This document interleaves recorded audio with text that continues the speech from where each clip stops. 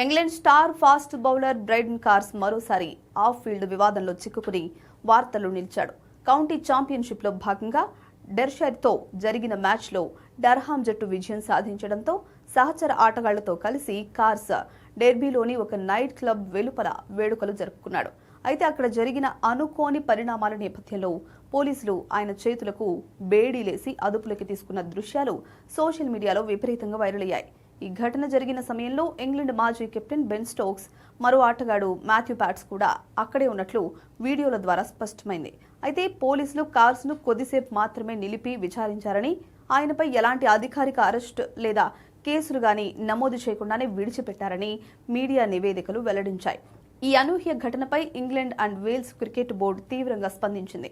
ఆటగాళ్ల ప్రవర్తనకు సంబంధించి వచ్చిన ఈ వార్తపై ఇప్పటికే అధికారికంగా దర్యాప్తుకు ఆదేశించామని, పూర్తి విచారణ జరిపిన తర్వాత తగిన చర్యలు తీసుకుంటామని బోర్డు స్పష్టం చేసింది.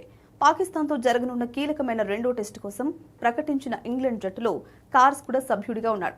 గతంలో కూడా ఇంగ్లాండ్ ఆటగాళ్లు ఇలాంటి రాత్రి వేళల పార్టీలు, ఇంకా నైట్ క్లబ్ వివాదాల కారణంగా క్రమశిక్షణ చర్యలు ఎదుర్కొన్న విషయం తెలిసిందే. మైదానంలో అద్భుతమైన ప్రదర్శన కనబరుస్తున్నప్పటికీ ఆటగాళ్ల ఇలాంటి వ్యక్తిగత ప్రవర్తన ఇంగ్లాండ్ క్రికెట్ ప్రతిష్టను దిగజార్చేలా ఉందని విమర్శలు వ్యక్తమవుతున్నాయి. ఈ దర్యాప్తు నివేదిక వెలువడిన తర్వాతే కార్స్ తదుపరి మ్యాచ్లో ఆడే అంశంపై స్పష్టత రానుంది.